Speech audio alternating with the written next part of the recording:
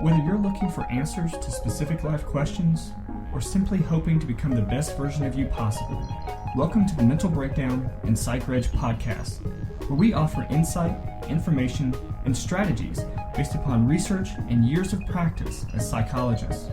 So sit back, have a listen, and get connected with our hosts, Dr. Berney and Dr. Richard Marshall. Throughout this week, we have talked about nervous breakdowns, mental health crises, and how we get our life back to normal. Right. The goal, as you've said a couple of times this week, the goal is to get back to normal. That's right. Because what we're talking about here are, and we introduced this at the beginning of the week when we said that most people don't really have a psychiatric illness, right, but we all encounter little crises in our lives periodically. It could be the death of a loved one. It could be a physical illness of a partner or a friend. But we all experience little, what should we call them? Some turmoil that could upset us and throw us off. And we use the term nervous breakdown or mental breakdown for those times when we're really knocked off our feet for a while. Right. You know, it's not technically a psychiatric illness that we're dealing with, but it's more than just a case of the blues. Right. All right. Technically, there's no diagnosis of mental breakdown or nervous breakdown, but it's used commonly in common parlance. And so we're talking about those times when you really get the pins knocked out from under you and you need a few days to collect yourself. Usually you can do that at home. Sometimes you might even need a brief hospital stay just to pull yourself back together. Right. So we're talking about that sort of breakdown. Right. All right. And the idea is you have to get back to normal. That's what we've been talking about all week is once you struggle with one of these things, how do you get back to normal? Right. Yeah, and so today we're going to focus on, kind of summarize some of the things we've talked about this week, but also kind of talk about ways in which we can prevent future episodes. That's right. Learning what it is that kind of can trigger such an episode, such an experience, and work to prevent that. And I'm glad we're doing that. What we're doing today is sort of an overview of what we've been talking about all week. So there's a little bit of repetition here, but the focus today is going to be on prevention. You know, now that you've accomplished getting back to normal, one of the things you're going to want to do is to prevent these from happening in the future. Now, you can't control everything, and bad things will continue to happen. But there are many things that you can do to prevent a recurrence of these kind of breakdowns, and that'll be today's emphasis. But I'm glad we have a chance to sort of pull all this back together. Right. Now, there's a terrific article that we're pulling much of this from Counselista. Right. And the link is in the show notes. There's actually a couple of links in the show notes, but another one is from Bridges to Recovery. But we really like this one from Counselista, and we're going to pull a lot of stuff from there. Right. It's a longer article, lots and lots of links and resources embedded within the article. Right. Definitely encourage you to check it out and read through it. I'm eager to learn more about this website and some of the contributors because they have some really She interesting did a things. very good job. A woman, sort of, Ellie Pryor, I think is her name, does a real good job of organizing. It's very well organized, and I was going through some of the links, and it's really, really good information. It's carefully chosen, very readable, and really valuable information that she embeds in the website. Yeah. But it's lengthy because there are lists of things. Right. So, we've talked about what a nervous breakdown is. We've talked about, how this can happen. One of the big questions, and she addresses it here, is how long does it take to recover? Right. And I think that's a great question that we really haven't talked about this week because, how long is it going to be before you get back to normal? Right. How long is it going to be before you can get back to work or back to your sort of normal routine? And it depends. Unfortunately, I hate giving that response, but it does depend. Well, it does, and we talked about it a little bit yesterday when we talked about return to work. When can I return to work? Well, there are many factors involved in making that decision. How serious was your setback? How serious was the breakdown? How well are you doing? Are you able to handle something? You have to get to work, driving or taking public transportation. So it really depends on what your job is. You know, if you're sitting at a desk where you can take frequent breaks, and you're working privately, that's one thing. If you're a 911 operator, it may be longer because of the nature of your work. If you're a teacher, you know, of elementary school students, very active elementary school students, it could take a little longer than if you're a brain surgeon, you know, or any kind of surgeon. Be careful. Whereas if you're sitting in a room doing chart notes, it's probably okay to return. You know, so there are many factors that go into the decision, and it's very good to get the advice of others. You know, are you really ready to return, given how significant the breakdown was, and what you're going to be expected to do when you return to work. One way to help with the process, and we've talked about this. This is part of what we've talked about over the course of the week, is, you know, starting to take care of your health and your routines and those kinds of things. If you are deteriorating, you are struggling, you're not functioning very well, and so you're taking some time away. The most important thing that you can do at that point is start working towards getting back your health by, you know, trying to eat well, trying to sleep well, exercising, managing stress, doing some of those things that we talked about back on Tuesday's podcast of this week. Because when you get those things back in sync, it's going to help you start feeling better and start recovering. Same thing with routines and schedules. You know, the breakdown is going to make you want to change your routines. It's going to make you want to sleep more. It's going to make you want to be less active, less involved. So one of the things that you can do to help get out of it is battle that by, you know, having a good sleep-wake cycle and getting involved and getting out there. As difficult as it is, again, I have complete empathy for that challenge, but it's, you know, that's the ideal treatment. I would guess, and it's really a guess, but an educated guess. If you've had a breakdown, you're going to be tired. Even if it's a manic episode, which is we'd put in the category of a breakdown, you're going to be tired, and you're not going to be highly motivated. You're not going to feel like, okay, let me get back at it. You're not going to feel that. You're going to feel tired. You're going to feel fatigued. You're going to be a little bit apprehensive, maybe even fearful about returning. So those are all going to be normal feelings, but anticipate that you're going to feel tired. Absolutely. So, you know, all of those things are going to help you expedite your ability to return to work and return to life as usual. But, you know, there's a few things that are recommended here in this article about, you know, recovering, and then of course preventing. Recovery and prevention. And she has 3 things listed. That's right. And that's what I like about this, is that she really distills it to 3 things. And I like that she keeps it simple. I mean, you just have to do these 3 things. The first thing is treat the symptoms. And, you know, it's sort of what we were just talking about. Treating the symptoms, looking at what's going on, looking at what the breakdown or the crisis is making you change. You know, if you were living a healthy lifestyle before, and you're having this breakdown because of a tremendous amount of stress being piled on you because of some crisis or something like that, and that's shifting your healthier habits, you know, you have to treat those symptoms. And so you treat those symptoms by getting back to your routine and eating well and sleeping well and those things. And it may be medication. You may want to take a small amount of medication to sort of quiet things a little bit. So the first thing is deal with the symptoms. The second thing is the second thing is dealing with the contributing factors. And all the contributing factors that got you there. And the third thing is improving your lifestyle. So we're going to talk about the first, which is treating the symptoms. Okay. And she has this great list of 8 ways to treat the symptoms. She talks about natural remedies.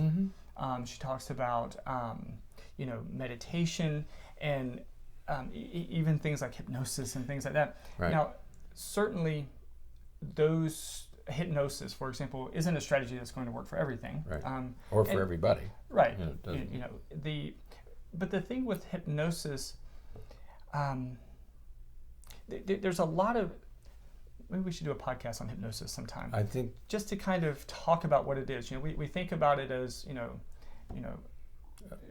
walking around like a chicken. Entertainment, sort of nightclub sort of, or TV sort of comedy where people are eating onions and they think it's an apple and they act like animals, and do weird, bizarre things. Right, but when you use hypnosis sort of clinically, it's more along the lines of, it's almost along the lines of meditation and sort of suggestibility and sort of changing some underlying thoughts and beliefs and perspectives. And it has been useful in this return, but there's also something called self-hypnosis. Right. So if you don't trust that somebody else will do it, there are some things called self-hypnosis, but you're right, I think they're closely tied to meditation, and yoga and mindfulness, but mainly meditation.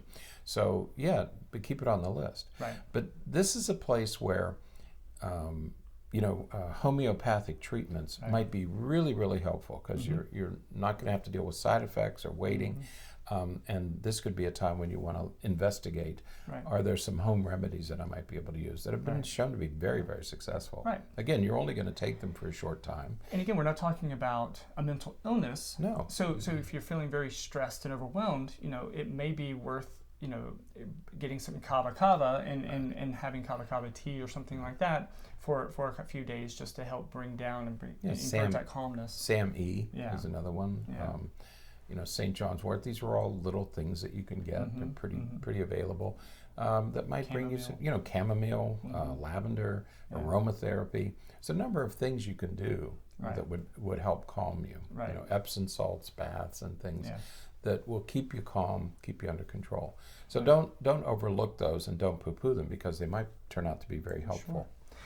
Some of the things that she mentions for recovery and dealing with the symptoms is to track your recovery, and I like that because I always like the idea of monitoring progress. So if you wanting to get back to a normal sleep-wake cycle or schedule, looking at my body's this crisis is trying to get me to sleep throughout most of the day, but you know what, the last few days I've gotten up at 10 o'clock, and so now I'm going to start working to get up at 9 o'clock, and but you're tracking it and you're looking at how you're feeling. There's some wonderful apps for like tracking your mood and tracking some of those kinds of things to make sure that you are improving. I would look at some apps about movement and how well you're sleeping, especially how well you're sleeping. Monitor your sleep, monitor your movements. And I think you'll find over time that if you're tracking it, you'll see that you are improving. You might not be aware of it, but if you look at your data, and even if you use a simple numerical scale of, okay, today was a 2, which was very bad, but then you see 3s and 4s and 5s starting to accumulate. So you're getting better. You're not back completely, but you're getting better. Now, the last 4, I think, are all kind of go together to me, and I think they're fantastic. So they include accepting that it's okay to be vulnerable, taking care of yourself, not keeping it to yourself, and accepting whatever help you can get. So these 4 are all about accepting that this happens to people.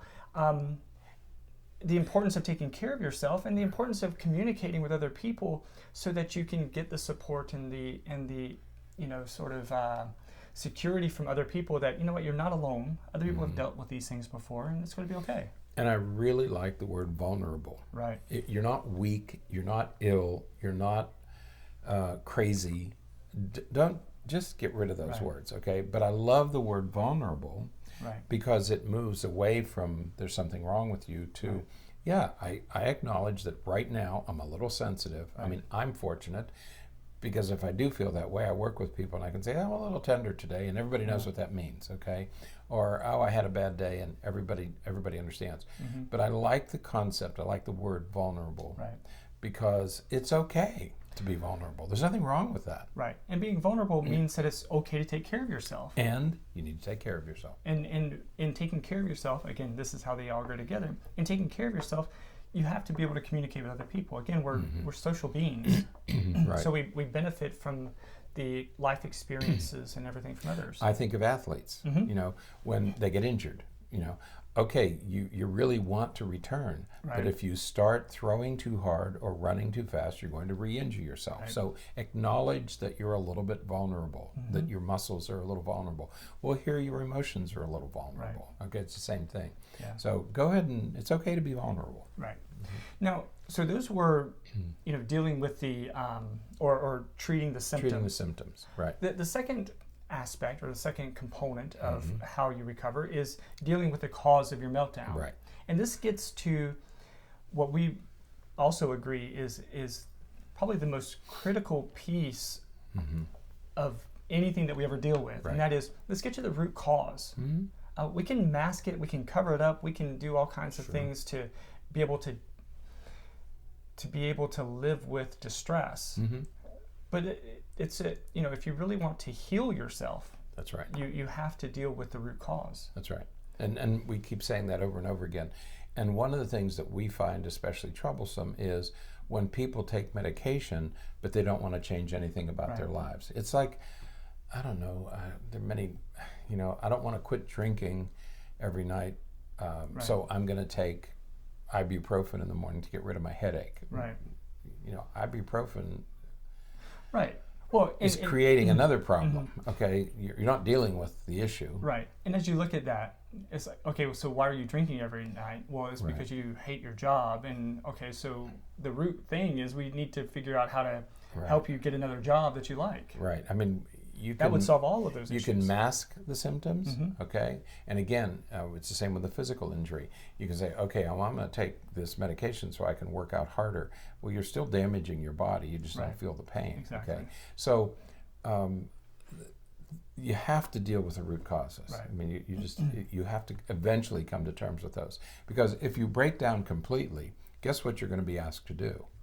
Deal with the root causes. Right. We're not going to give you enough medication so that you can go back to work. Right. We shouldn't. We shouldn't work that way. You're going to have to deal with the root causes eventually. Yeah. Better to do it now. Absolutely. So there's 4 things that she recommends as it relates to dealing with the root, dealing with the cause of the meltdown. Of course, the first one is dealing with general stresses. You know, that's Managing. the stress management. She mentions, of course, again, self-hypnosis, but also meditation. There's lots of things that you can do to deal with, or to better deal with your typical daily life stressors, but also acute stressors, that big things that come up out of nowhere. There are healthy ways to deal with that, and if you're prepared, if you're knowledgeable, if you're informed on how to use those things, then you can implement them when you need to. Right. Yep. The second thing that she mentions, though, is dealing with relationships or marital problems. That's what we talked about yesterday, dealing with relationships. It is probably one of the most common triggers for some of these meltdowns. It's just unhappiness in important critical relationships in our life. If you've raised children, and you have and I have, and they're teenagers, you know there are times when they're teenagers that the relationship sort of breaks down. And it bothers you, you know, that here's these people that you love more than anything in the world, and you can't seem to get together and have a decent conversation, or maybe you don't even like them for a time. That eats away at you, okay? And so watch out for your relationships. We've talked several times on the program about the Jewish concept of the Sabbath, where you have to work out your relationship problems before you have that dinner on Friday night. It's a great, healthy way to live, is deal with these relationship problems don't let them continue week after week after week. The third thing she mentions is very similar to number 1, and that is overcoming existing anxiety and panic. We carry with us, and you know what? I'm gonna combine 3 and 4 together because I think they go together. Overcoming anxiety and panic, but also dealing with trauma. Right. We often carry with us baggage from previous life experiences, not previous life, like reincarnation types of things. But if you're into that, that's okay. But experiences from earlier in our life, we tend to carry that baggage on with us, And instead of dealing with it or coping with it, we stuff it down. And then we get frustrated or disappointed or overwhelmed when some of that stuff starts to peek back out. Yeah, you can keep pushing it into the background, but it's going to continue to create problems for you. So you have to deal with things like panic and trauma and all those things. You know, get that stuff out. Deal with it. Okay? Exactly. It's not benign. It's going to cause trouble whether you realize it or not. And this is an area where it may be beneficial to see a mental health professional. Right. Again, not because you have a mental illness necessarily, but because you know these are deep, heavy things to be dealing with. Right. Yep. So you're dealing with the symptoms. You're dealing with the underlying cause. Right. And so the third thing is changing your lifestyle to prevent a recurrence. Right. And this is this is life. This is, life is living healthy, living in a way that maintains homeostasis emotionally, physically, biologically, chemically, all those different ways. Life is best lived when we are doing so in a state of homeostasis. Right. And to do that, we get back to those core four, right? Sleeping well, eating well, exercising, managing stress. It's so, we see so many people who struggle because they're trying to live a life that they don't want to live. They're trying to maintain a job that they hate. They're trying to stay in a relationship that isn't healthy. And it's it's easy to sit back and say, well, you need to change your relationship or you need to get a new job. Those are easy things to say, but they're also sort of what needs to happen. Right. And again, most of us have been there where you say, well, I can't change jobs. It would take me 3 years to transition, or I have to get training. And I would say to you, you're far better off experiencing, no matter how hard it's going to be, go ahead and do that training to change your job, because until you change your job, this is going to be a recurring cycle. Right. Okay. Yeah. And an argument or a reason, rationale, excuse that people will have sometimes is they'll say, well, for me to be able to change my job, I have to get this additional training, and I just don't have time to do the training because I work every day. Right. Well, if you work every day, 8 hours a day, which is what most people work, 8 hours a day really turns out to be 10 or 11 hours, let's be honest. So, if you have to be at work from 8 to 5, that's not 8 hours, that's 9 hours. Right. You may have an hour off for lunch. And then it may take you an hour or so to get ready in the morning, and then an hour to get home and settled in the evening. You're using up far more than 8 hours. So it's about 11 hours. Now, if you get home, you get off work at 5, you get home by 6, you're getting settled, and you have dinner. Yes, you're going to be tired. Yes, you still have other things to do. But also, yes, you could spend 30 minutes studying something, or yes, you can spend some time on the weekend, reading a book for this additional training, or taking a webinar for this additional training. We tend to confine ourselves to, well, work exists between 8 and 5 o'clock, on weekdays. Right. Anything that I do outside of, we can't do work outside of those times. Right. It's that type of limited thinking that keeps us sort of pegged into this sequence of unhappiness. We tend to start our sentences, I can't, and then you begin to fill in, I can't because of this. Those are excuses, okay? Or they would say, I would love to, but. Right. And then we have reasons why. If you really want to, you will. And if you need to, if your job is that much of a problem, then you have to change it. Right. Okay. It doesn't matter what you have to do. Right. You have to change it, because otherwise, if you were eating a food that made you constantly sick, Dr. Korn talked about stubbing your toe every day. She said when you eat sugar like that, it's like stubbing your toe every morning. Right. And it's the same with this. If you're in a job that you hate and it's causing you to have breakdowns, you have to. There is no excuse. Right.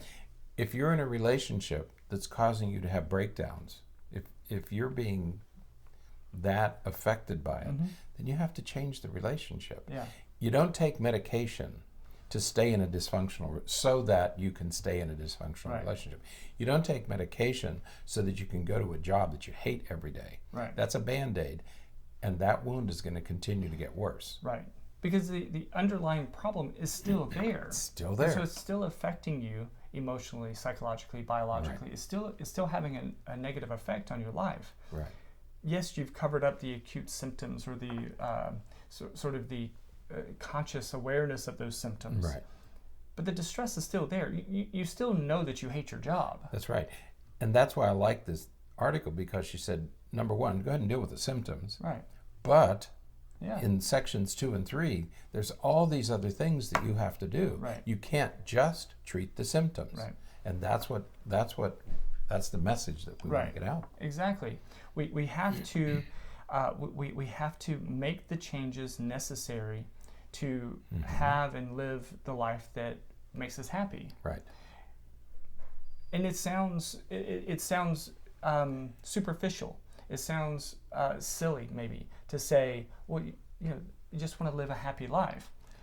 But when we live happy lives, that's when we're making the good decisions that we need to make. That's when we are enjoying the relationships that we are in. That's when we are making a difference in our lives and in the lives of others in a positive way.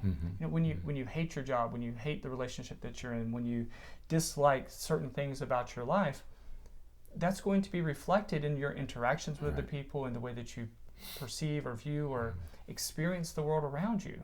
So change is hard, but you've got to make those adjustments. Right. That's right. And you have to go beyond symptoms. And if you have identified, and one of the things you should do during a breakdown is identify how you got here. Right. What part B, got me here, right? And then you have to take action and not just cover up the symptoms. Well, I got here because I'm drinking too much and I hate my job and I'm struggling with my teenage children. Okay? You can take medication to get through all that stuff. But we're advising that you deal with those root causes. Right. If you're having trouble with your teenagers, straighten out those relationships. Right. If you're having trouble at work, straighten out that relationship. Do whatever you need to do so that this doesn't recur. Right. Yeah. So the idea of prevention is taking that, what you learned in part B, I guess, of what is the root cause, and identifying ways to prevent that from happening again. Yeah, I think the important difference here with a breakdown is that a breakdown is like the canary in the coal mine. This is your body's way of saying something is dreadfully wrong. Right. This, we talk about, this isn't just a case of the blues where I really don't feel like going to work today, but you go and you make it through the day. This is a breakdown. It means things have broken down, and they break down for a reason. The canary's dead. Right. Okay? You're not mentally ill. Right.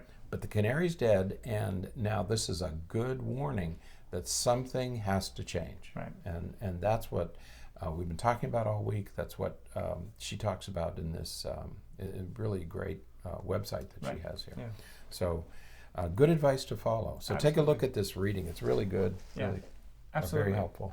So let us know what you think. Let us know what works your for you, experiences. what hasn't worked for you, and we'll keep working on this all together. So, all right, that's it for today then. Until next time, stay happy, stay healthy, and forget to be afraid. Thanks for sharing this episode of the Mental Breakdown and Psychreg podcast. Be sure to check out the show notes for links to follow us on Twitter and subscribe to our YouTube channel, where you will find all of our previous podcasts and much more. We would be honored if you would become a patron through patreon.com, where any donation you can manage will go to the development and creation of more content. Just visit patreon.com/thementalbreakdown for more information. Thanks again for listening. Have an awesome day, and we look forward to being back in your feed tomorrow morning.